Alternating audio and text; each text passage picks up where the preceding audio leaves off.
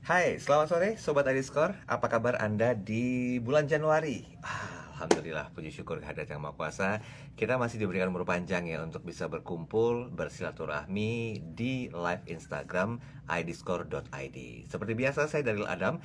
Hari ini kembali menemani Anda 45 menit dan saya jaminkan tidak akan berasa untuk ngobrol lebih jauh tentang banyak hal yang berhubungan dengan sebuah resolusi. Biasanya kalau mendekati penghujung tahun, memasuki awal tahun, itu banyak tuh resolusi-resolusi yang kerap kali dibuat. Tapi pertanyaannya, apakah resolusi yang Anda buat itu kembali berulang setiap tahun atau di setiap awal tahun resolusinya baru? Nah, ini yang menjadi PR banget ya. Kenapa kita harus punya satu keinginan untuk tumbuh lebih baik lagi, punya satu growth mindset yang oke untuk menerbitkan apa yang menjadi cita-cita atau keinginan kita menjadi sebuah kenyataan. Nah, hari ini kita akan bicara masalah kenyataan tentang gimana sih caranya mendapatkan modal usaha tanpa ribet. Tuh, banyak orang yang bilang kalau misalnya mau usaha tanpa modal bisa kok Mas Daryl. Kata siapa? Ada juga kok modalnya. Tapi gimana caranya dapatin modal usaha tanpa ribet? Hari ini kita akan bicara bersama dengan dua narasumber yang nanti akan tergabung di live Instagram kami. Tapi saya ingin mengucapkan selamat sore buat Anda. Mungkin biasanya kami live Instagram itu di pagi hari ya.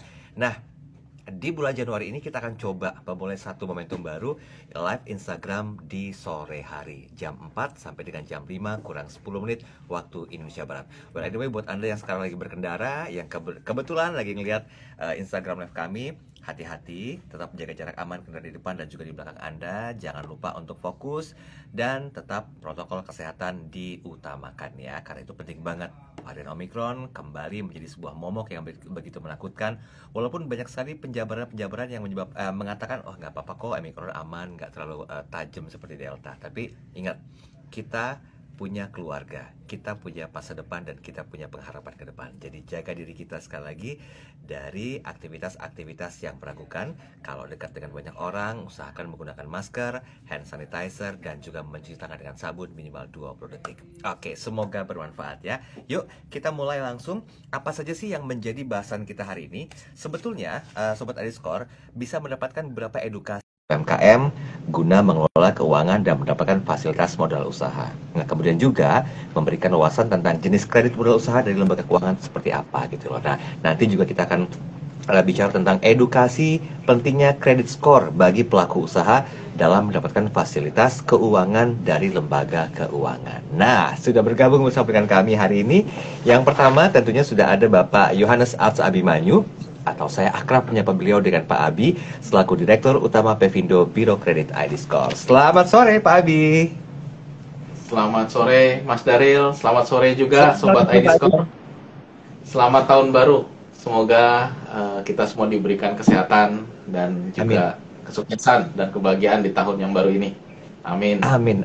Amin, amin. Mudah-mudahan diijabah ya. Pak Abi, mau tanya dong, resolusi pribadinya Pak Abi itu apa sih? Boleh tahu nggak? Berusaha lebih sehat aja. Lebih sehat dengan berolahraga maksudnya. Iya, betul-betul. Hidup sehat, olahraga, cukup istirahat ya Pak Abi ya. Dan nggak stres nih, stres manajemen juga perlu diatur nih ya. Betul-betul diaplikasikan dalam kehidupan kita pribadi pastinya. Oke, Pak Abi, hari ini kan kita rencanakan akan berbicara bersama dengan Mas Nizar Mustaqim, Head of Business Development P2P. Sambil kita nunggu hubungan langsung dengan beliau, Pak Abi, untuk mempersingkat waktu, boleh nggak kira-kira dikasih gambaran sedikit apa dan bagaimana antara Pevindo iDiscord dengan Alami yang merupakan P2P lending berbasis syariah ini? Ya, jadi kalau kita berbicara Alami ini merupakan salah satu peer-to-peer lending yang juga mengalami kemajuan yang luar biasa gitu ya. Dan kita juga senang gitu ya bahwa Alami ini sudah bergabung dengan iDiscord itu sejak Desember 2019. Jadi sudah 2 tahun Alami sudah bergabung menjadi anggota dari iDiscord. Seperti itu, Mas Daryl. Berarti 2 tahun ini kontribusi juga cukup lumayan ya? Iya, Alami Syariah ini juga merupakan fintech peer-to-peer syariah pertama nih yang bergabung dengan iDiscord. Seperti itu. Oh, wow. Oke. Nah, ini tanpa menunda-nunda lagi, kita sudah terhubung langsung dengan Head of Business Development P2P Alami. Ada Mas Nizar Mustaqim. Assalamualaikum, selamat sore Mas Nizar. Waalaikumsalam, Mas Daryl. Oke, selamat sore, Sehat Pak. ya. Oleh Mas Nisa. Terima kasih Mas Izar waktunya. Mohon maaf mengganggu, 45 menit aja kita ganggu nih buat ngobrol sebetulnya. Tadi saya sudah sempat menanyakan nih Mas Izar ke Pak Abi, gimana sih sejarahnya kok bisa bergabung, ada satu bentuk kolaborasi ekosistem gitu loh antara Alami Syariah dengan ID Score. Ternyata dari 2019 ya Mas Izar ya sudah bergabung ya. Betul, betul. Alhamdulillah kita udah lumayan bisa dibilang relationship-nya udah lama ya, Pak. Udah hampir Iya, 2 tahun iya, lebih. iya, iya. Iya, Oke, betul, baik. betul. Sobat Ediscore, hari ini kita akan fokus bicara tentang bagaimanakah caranya Anda mendapatkan modal usaha tanpa ribet. Mungkin saya mau mengawali penjabaran hari ini itu simpel saja, tanpa ribetnya itu seperti apa yang dimaksudkan. Saya mau ke Mas Nizar terlebih dahulu. Ya, terima kasih Mas Daryl. Pak Abi juga terima kasih untuk waktunya di sore hari ini. Dan saya mau menyapa dulu sahabat dari Revindo ID Score ya. Oke, semoga ini juga bisa jadi diskusi yang cukup hangat gitu ya, dan juga memberikan banyak informasi gitu, teman-teman. Dan salam juga dari manajemen Alami Pak untuk Pak Abi dan juga teman-teman dari ID Score. Oke.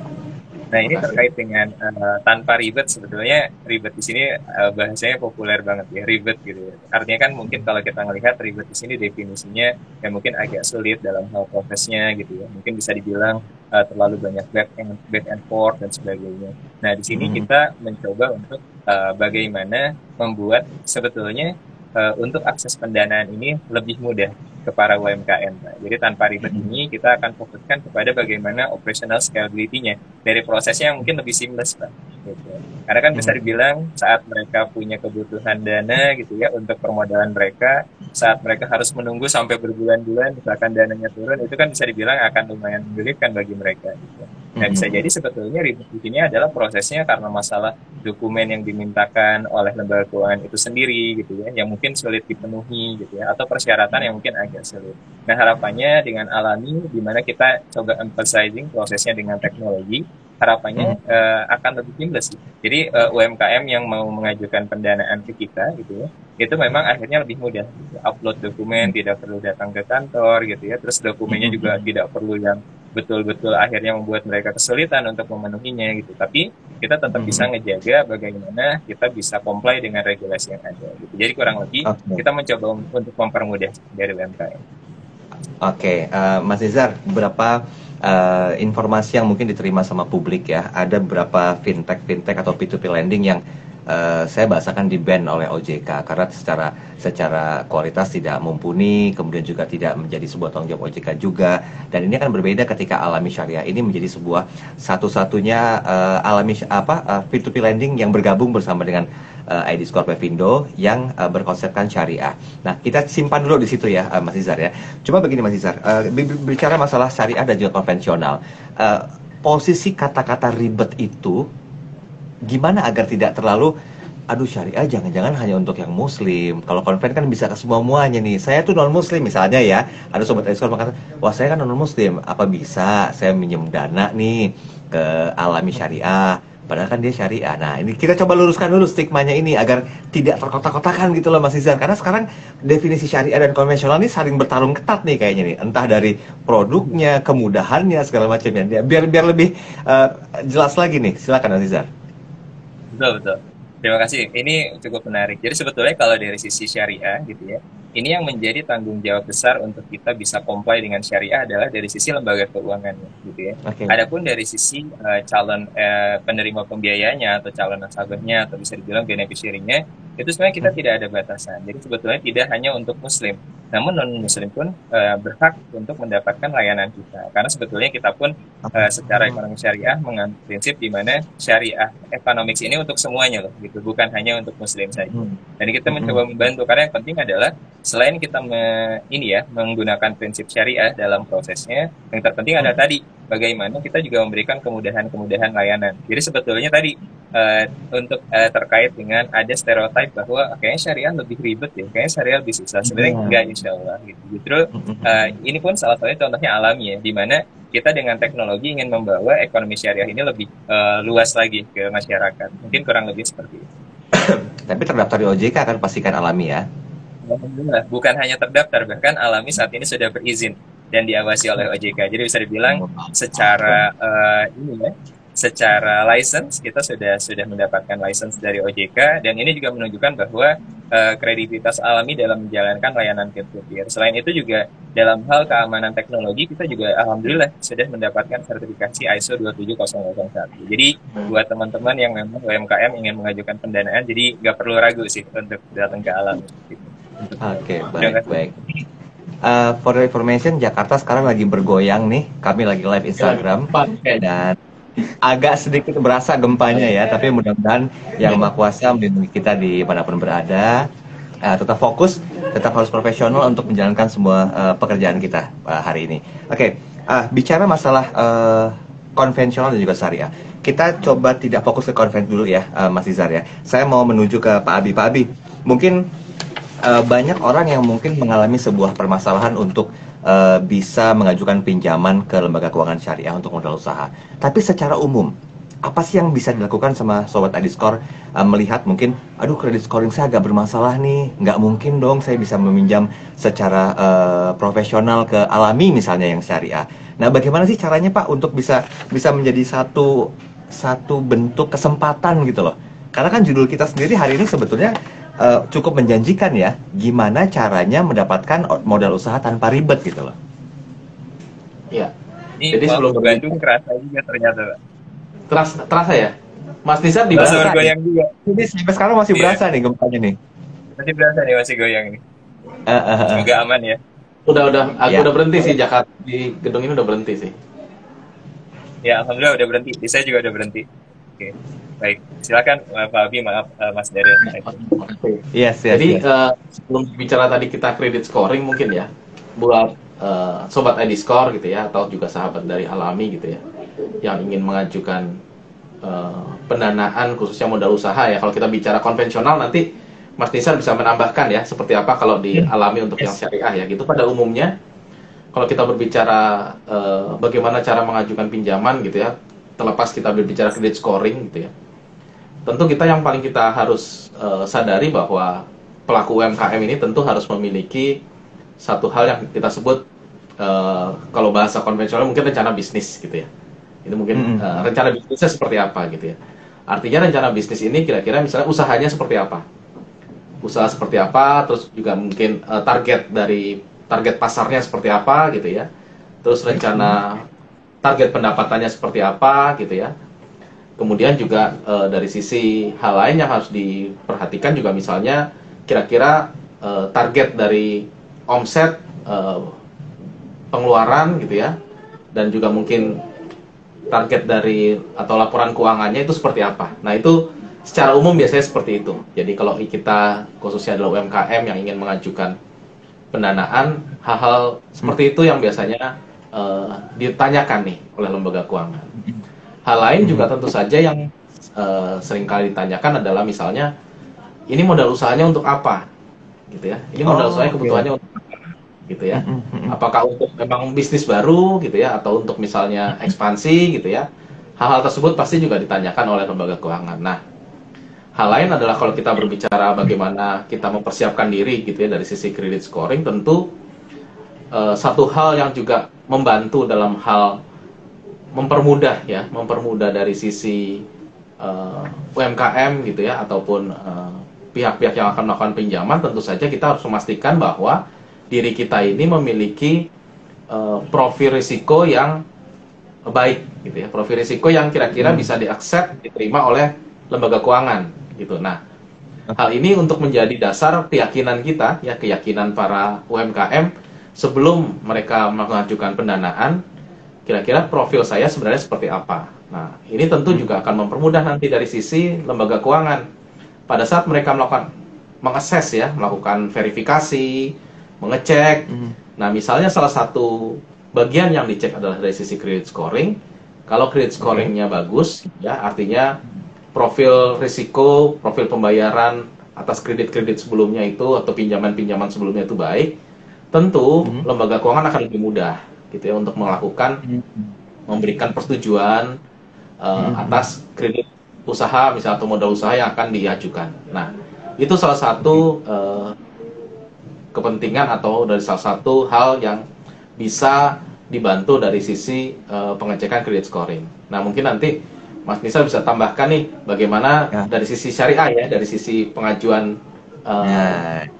contoh nih apa-apa saja yang harus biasa diperhatikan, karena kalau dari konvensional Ya. pada umumnya seperti itu. Nah, bagaimana mungkin Betul. dari Nah, Mas silakan Nisa? Mas Ya. Izar gimana?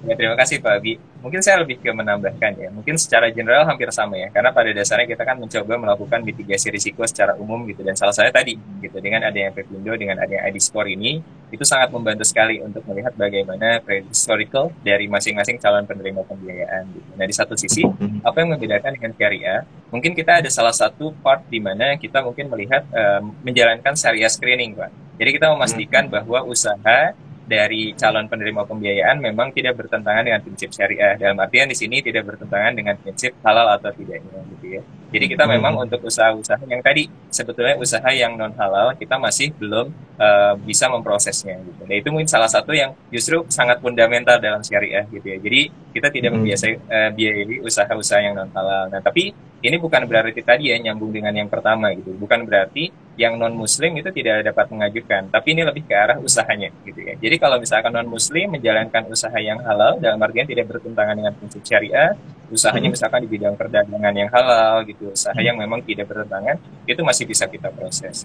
Ya, selebihnya tadi sesuai dengan yang disampaikan oleh Pak Abi kurang lebih. Oke, izin Mas Nizar, ini kalau kita bicara masalah halal ya, agak sedikit melebar nih ya. Halal itu Ya. kan tadi Mas Nizar katakan merupakan sebuah syarat utamanya. Apakah juga akan memproses tentang halal value chain-nya dari sebuah bisnis? Betul, betul. Jadi tentunya tadi terkait dengan bisnis dari sisi halal value chain-nya kita akan analisa juga karena kita punya sistem ataupun punya komite untuk melihat syariah screening-nya di internal kita. Kita sendiri kan sebagai lembaga keuangan syariah kita punya Dewan Pengawas Syariah, kita punya Syariah Advisory juga. Jadi saat kita melihat saat ada pengajuan pembiayaan, jadi kita melihat mulai dari pengajunya seperti apa dan value chain dari sisi bisnis yang dijalankan. Jadi kita harapkan tidak hanya usahanya yang berjalan, namun ya ada keberkahan di sana juga sih, insya Allah. Nah, gitu. Soalnya begini, ini ada dua pihak nih yang kita sama-sama pegang nih ya peranannya ID Score, menentukan credit scoring, dan juga otomatis track record dari para peminjam sendiri. Sedangkan kalau dari sisi peminjamnya sendiri, ya Alami Syariah juga harus bisa melakukan satu bentuk intelijensi yang menyeluruh ya, Mas Nizar ya. Jangan cuma ada sertifikasi halal di produknya misalnya, tapi tiba-tiba secara halal value chain-nya nggak dapat, wah percuma juga gitu loh. Oke, nah target kita sebetulnya memberikan suatu edukasi kepada para pelaku UMKM nih Mas Izar dan juga Pak Abi. Otomatis kan kita tahu pelaku UMKM dari tahun 98 2008 mereka kan pahlawan ekonomi gitu loh, penggerak roda perekonomian ketika istilah-istilah ya apa sih namanya waktu dulu, apa tuh saya lupa deh namanya, ekonomi sempat stuck itulah 2008 1998 resesi ya. Nah, tiba-tiba gara-gara pandemi COVID-19 mereka kena imbas juga nih. Kan jadi PR banget nih buat kita semuanya nih, apalagi lembaga keuangan. Ya otomatis kita pernah ngobrol ya Pak Abi ya, credit scoring berpengaruh nggak? Ya Mas Daril, ada pengaruhnya juga, keterlambatan bayar, gagal bayar segala macam, sehingga itu bagian jadi sebuah resiko. Tapi ya sudahlah, kita nggak boleh terpaku dengan sebuah keadaan yang memang udah nggak bisa kita hindari lagi, karena ini kan dibalik kuasa Tuhan juga ya, Pak Abi dan juga Mas Nizar. Cuma yang harus kita pikirkan ke depannya, gimana caranya agar lembaga keuangan ini, dalam hal ini Alami Syariah ini bisa membantu UMKM, khususnya untuk mengembangkan usaha-usaha para pelaku UMKM. Nah, gimana caranya kira-kira, Mas Nizar?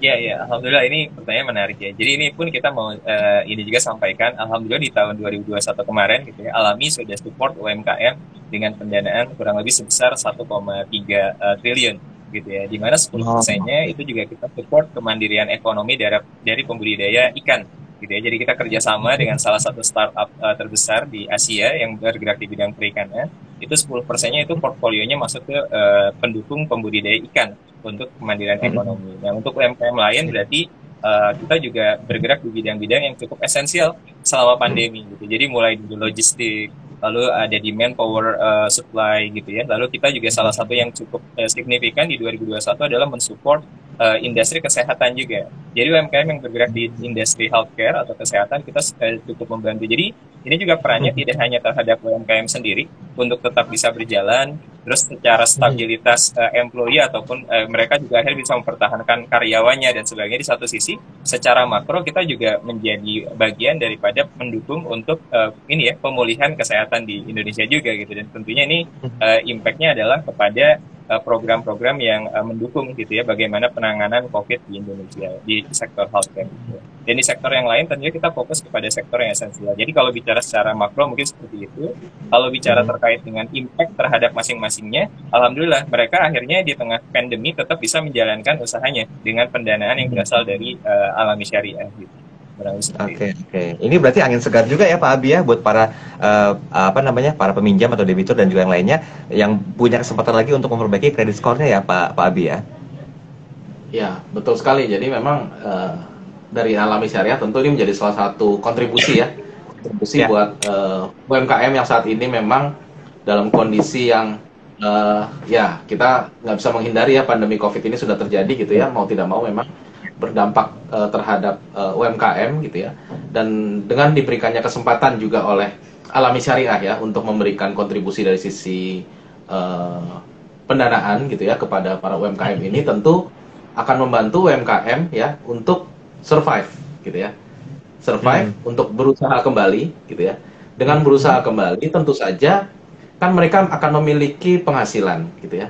Memiliki penghasilan. Nah, kemudian hal lain adalah apabila UMKM itu juga memiliki pinjaman dari tempat lain gitu ya, tentu dengan penghasilan yang diperoleh ini bisa juga digunakan untuk melakukan pembayaran pinjaman-pinjaman baik ke Alami Syariah maupun ke pihak-pihak yang lain seperti itu. Nah, hal tersebut tentu saja akan membantu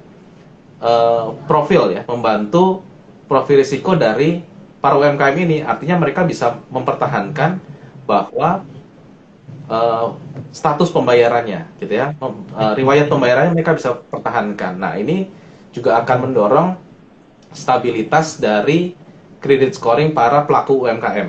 Nah, ini tentu suatu kontribusi yang sangat baik ya dari Alami, bisa membantu UMKM, mereka bisa survive, bisa bertahan, bisa terus maju.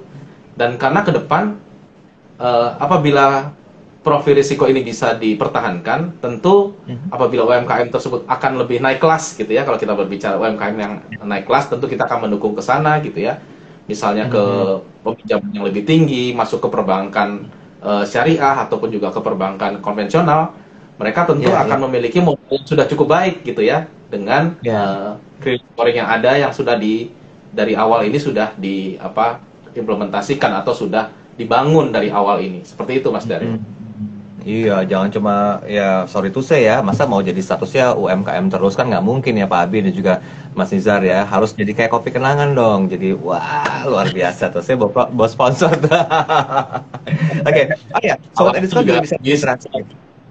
Iya, udah unicorn ya sekarang ya kalau nggak salah, dapat suntikan 1,2 T lo, bayangkan. Wah, luar biasa, keren. Oke, Sobat Ediskor, Anda bisa berinteraksi, yang mau bertanya silakan Anda bisa coba tanya di kolom komentar yang sudah kami siapkan ya. Tapi pertanyaan yang relevan ya dengan tema kita hari ini, karena kita masih terus membahas tentang gimana caranya mendapatkan modal usaha tanpa ribet. Nah, tentang caranya masih saya simpan nih, nanti di menit-menit terakhir saya akan tanya ke Mas Nizar, gimana sih caranya untuk bisa mendapatkan modal usaha tanpa ribet, apa yang diperlukan, dokumennya, dan termasuk pertimbangan dari Pak Abi juga seperti apa, karena memang nih dua-duanya erat keterkaitannya. Oke, Pak Abi, mohon izin jelaskan Pak Abi, kalau kita bicara masalah peran dari ID Score, tadi kan sempat disampaikan ada beberapa peran penting, khususnya dalam penyaluran kredit, modal usaha di lembaga keuangan. Tapi boleh nggak sedikit diulang, karena saya lihat ini banyak Sobat ID Score yang juga baru bergabung nih, mereka mungkin ketinggalan ya untuk mendengarkan penjelasan dari Pak Abi. Seberapa penting sebetulnya peran kredit scoring dalam perencanaan pinjaman keuangan, khususnya untuk modal usaha Pak Abi? Ya, pertama adalah dalam hal ini kita berbicara peran dari ID Score ini terhadap lembaga keuangan dulu ya. Jadi kalau kita berbicara ID Score ini, kita memang membantu ya lembaga keuangan itu, khususnya baik perbankan, multi finance dan juga peer-to-peer lending seperti halnya Alami Syariah ini, dalam hal mitigasi risiko kredit. Nah, mitigasi risiko kredit ini tentunya salah satunya adalah sebagai filter awal sebelum para lembaga keuangan ini memberikan approval atas pengajuan pinjaman dari atau pengajuan pendanaan dari calon debitur atau debitur yang ada, seperti itu. Nah, dengan demikian diharapkan pada saat pengajuan pinjaman itu diberikan kepada orang yang tepat. Artinya memang memiliki profil risiko yang memang sesuai dengan risk appetite, ya, memiliki risk appetite ataupun dari lembaga keuangan tersebut memang sudah diseleksi seperti itu. Nah, itu yang kita selalu dari ID Score bantu kepada lembaga keuangan. Nah, kemudian yang kedua adalah bagaimana peran ID Score ini terhadap masyarakat, kepada masyarakat atau individu. Nah, seperti itu. Nah, masyarakat ataupun individu ini juga bisa loh melakukan verifikasi atau pengecekan atas kredit scoringnya masing-masing. Seperti itu ya Mas Daryl. Jadi mereka tanpa harus misalnya menunggu dari lembaga keuangan bagaimana kredit scoring saya gitu ya. Nah, sebelum sampai ke sana mereka bisa melakukan pengecekan secara mandiri, secara sendiri melakukan pengecekan ke ID Score.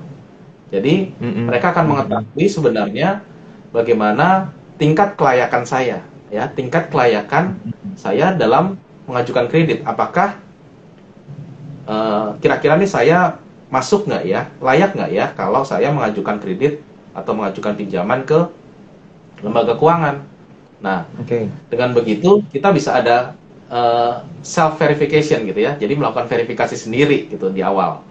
Nah, kalau misalnya kita kira-kira memiliki profil risiko atau memiliki reputasi kredit yang baik gitu ya, itu tercermin dari kredit scoring kita.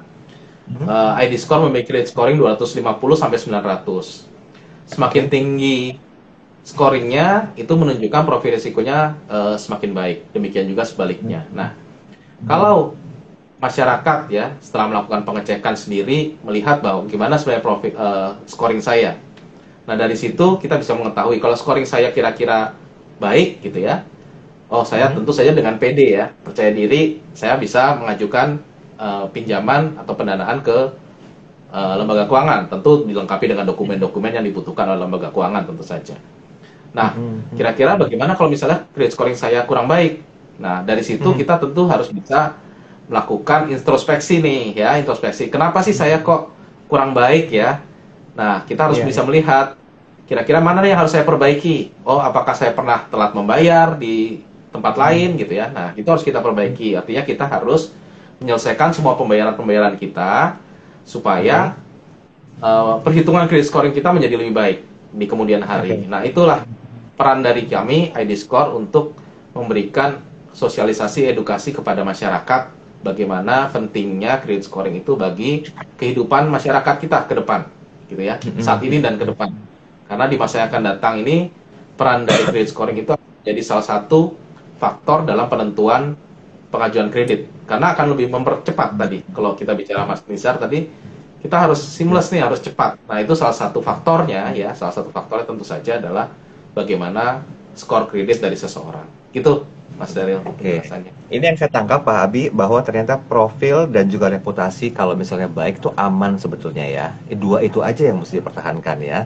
Nah, ya walaupun mungkin ada satu bentuk kebijakan lah karena pandemi COVID-19 tidak ada perputaran cash flow, jadi agak telat bayar ya, itu masih bisa dimaklumi. Tapi saya nggak tahu juga nih, pasti ada term and condition yang berlaku. Dan semoga Sobat ID Score bisa mempertahankan dua poin ini, profil dan juga reputasinya. Nah, terus kalau misalnya udah oke nih secara credit score, kan tadi Pak Abi mengatakan ya harus bisa melakukan self check up gitu terhadap keuangan. Saya mau ke Mas Nizar nih, Mas Nizar, sebetulnya cara yang bisa dilakukan sama Sobat ID Score untuk menjadi bagian dari Alami Syariah ini gimana sih caranya untuk melakukan sebuah pinjaman, apalagi mungkin para pelaku UMKM sekarang yang masih ngerasa aduh kayaknya saya belum bankable deh, belum bisa langsung deh untuk menuju ke perbankan, bla bla bla segala macamnya. Otomatis kan mencari sebuah alternatif ya. Di awal tadi saya bilang ternyata terdaftar dan juga sudah resmi ya dari OJK. Nah, ini kan berarti sudah ada kekuatan yang menjaminkan ini aman loh sebetulnya. Nah, gimana kira-kira? Saya deh misalnya, saya ini mau melakukan sebuah pinjaman ke Alami Syariah. Nah, itu term and condition-nya bagaimana yang harus dilakukan? Ya. Baik, ini menarik. Jadi kalau dari sisi Alami sendiri mungkin saya coba sampaikan bahwa saat ini memang fokus dari Alami adalah ke pembiayaan produktif ya. Baik untuk itu tadi, kalau yang personal saat ini banyaknya memang kita ke pembudidaya ikan gitu untuk pilotingnya, untuk produktif di satu sisi, untuk yang di UMKM yang lain gitu ya. Itu memang kita lebih banyak ke yang project based gitu ya. Nah, jadi terkait dengan kira-kira apa nih, gimana caranya biar bisa mendapatkan pendanaan dari Alami? Yang pertama sih kita harus melihat dari sisi secara kualitatif ataupun kuantitatif, kita akan mencoba untuk melihat dulu. Sorry, ada background kayaknya ini ya. Oke. Saya coba lanjutkan ya. Oke. Nah, jadi terkait dengan dengan kira-kira bagaimana untuk bisa mengajukan ke Alami. Yang pertama sih dari sisi tadi ya, udah mungkin meneruskan dari sisi apa yang disampaikan Pak Abi. Yang pasti kalau dilihat dari usahanya gitu ya, itu memang harus cukup kredibel. Sebenarnya kalau kita dengan di fintech ini, justru itu kita ingin mencoba untuk bagaimana UMKM yang visible namun tidak bankable itu bisa masuk gitu. Nah, sehingga kita dalam hal tertentu kondisinya juga mungkin bisa dibilang lebih mudah untuk diikuti oleh para UMKM yang visible ini gitu. Jadi yang pertama dari sisi usaha UMKM yang dijalankan gitu, minimal kita melihat bahwa mereka punya histori usaha yang cukup baik. Di satu sisi gitu ya. Yang paling penting tadi bagaimana kita bisa melakukan analisa dari sisi karakteristik. Dan Pepindo atau ID Score ini sangat membantu. Itu tadi yang disampaikan bahwa sebetulnya kadang ada yang usahanya bagus gitu ya, usahanya bagus di satu sisi, namun yang sayangnya adalah mungkin karena ada pada saat masa lalu gitu ya dari para ownernya mungkin tidak terlalu memperhatikan kredit score-nya dan sebagainya, itu yang akhirnya juga menjadi pertimbangan kita. Jadi tadi mencoba untuk emphasizing apa yang disampaikan Pak Abi, sebisa mungkin dengan adanya tadi ya My ID Score itu coba dimanfaatkan oleh para owner atau pengusaha untuk bisa mengecek dulu, karena dengan skornya mungkin tadi ya secara profile itu masuk ke dalam low risk ataupun medium risk, sebisa mungkin itu yang akan mempercepat juga dan mempermudah bagaimana Alami melakukan analisa terhadap kelayakan usaha termasuk ke dalam kepada ownernya ini gitu ya. Itu yang paling penting.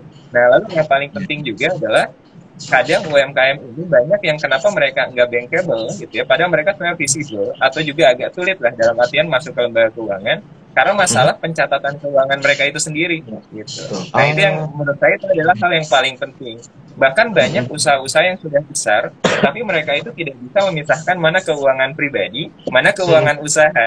Nah, sehingga dari sana seakan terjadi bias dan sebetulnya terlihat mereka itu seakan tidak bankable gitu ya. Nah, harapannya nanti UMKM ke depan selain mereka juga mencapai administrasi yang cukup baik, dari sisi pelaporan keuangan mereka sudah mulai melakukan pencatatan yang secara rapi gitu ya. Secara rapi di satu sisi itu menurut saya akan cukup membantu lembaga keuangan untuk melakukan analisa gitu. Nah, selebihnya kita melakukan 5-6 principle. Jadi meskipun kita menggunakan teknologi, namun di dalam sistem kita tetap menerapkan 5-6 principle. Salah satu mengecek karakter adalah dengan support dari Pepindo Biro Kredit juga gitu ya, dengan ID Score tadi, sehingga kita tahu profilnya seperti apa.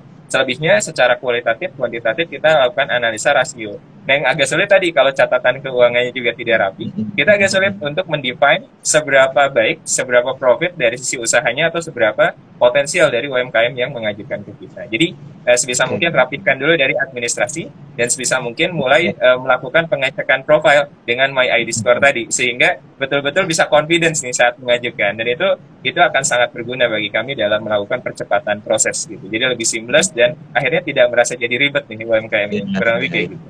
Jangan usahanya aja yang di grooming ya, tapi internal finance-nya juga di grooming ya, Mas Rizal ya.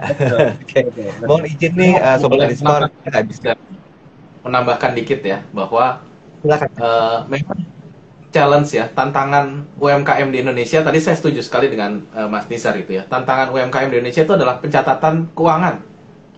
Ya, bagaimana administrasi keuangan itu dicatat dengan baik. Karena tadi disampaikan Mas Nisar itu sangat valid bahwa memang di Indonesia gitu ya, pada umumnya UMKM di Indonesia ini kurang melakukan pencatatan keuangan dengan baik, sehingga itu akan menyulitkan ke depan kalau mereka membutuhkan pendanaan gitu. Karena salah satu faktor tadi yang disampaikan Mas Nisa itu benar, bahwa analisanya salah satunya dari tadi rasio-rasio keuangan dari bisnisnya itu seperti apa gitu ya, dari usahanya seperti apa. Nah, ini yang menjadi tantangan kita ke depan gitu ya, bagaimana selain daripada profil perkreditan individunya, profil perkreditan yang bersangkutan, mengecek melalui credit scoring dari My ID Score, tapi juga bagaimana mencatat nih, harus rajin mencatat gitu ya, mencatat pengeluaran, pendapatan seperti apa supaya pada saat mengajukan walaupun credit scoringnya bagus tapi nggak ada catatan atas usahanya, agak susah tuh. Jadi bingung teman-teman dari Alami itu bagaimana cara verifikasi usahanya gitu. Seperti itu Mas dari tambahannya. Oke. Baik, ini mohon izin Pak Abi dan juga Mas Nizar, saya dapat informasi dari internal manajemen gedung bahwa kita nggak boleh berlama-lama di sini karena baru ada status gempa di Jakarta. Tapi ya sebenarnya sedih sih nggak bisa lanjut ini sampai full. Ada pertanyaan-pertanyaan yang mungkin perlu kita sikapi secara bijak, tapi mungkin nanti berkenan dari tim ID Score dan juga Alami memberikan respon positif ya terhadap pertanyaan yang masuk karena kita sudah mengundang mereka untuk berinteraksi. Pak Abi, Mas Nizar, masing-masing saya berikan waktu 1 menit deh, kita ambil konklusinya perbincangan singkat santai kita hari ini. Saya mau ke Pak Abi dulu. Silakan Pak Abi, apa yang mau Bapak fokuskan sebagai konklusi dari tema besar kita? Gimana caranya mendapatkan modal usaha tanpa ribet? Silakan Pak Abi. Ya, yang pertama tipsnya tentu saja yang kita lakukan adalah kita harus mempersiapkan diri ya. Mempersiapkan diri kalau kita mau mengajukan pendanaan itu kita harus mempersiapkan diri, kita harus tahu apa yang memang kita butuhkan. Itu yang pertama ya. Artinya kita harus mempersiapkan diri dari usaha kita ini bahwa memang bisnis usaha kita itu apa gitu ya, mempersiapkan rencana bisnis, terus juga laporan keuangan gitu ya, termasuk juga mempersiapkan verifikasi ya atas kredit scoring kita gitu ya. Itu yang harus paling utama gitu ya, supaya tadi mempermudah pada saat kita melakukan pengajuan pinjaman. Yang kedua adalah kalau kita punya pinjaman jangan lupa dibayar, karena itu akan mempengaruhi profil atau karakter dari UMKM. Itu kasihan ya kalau misalnya nanti kita juga sangat istilahnya memberikan sosialisasi, jangan sampai kalau punya kita pinjaman tidak dibayar, karena ke depan pasti kita punya kebutuhan, kebutuhan yang membutuhkan pinjaman lagi.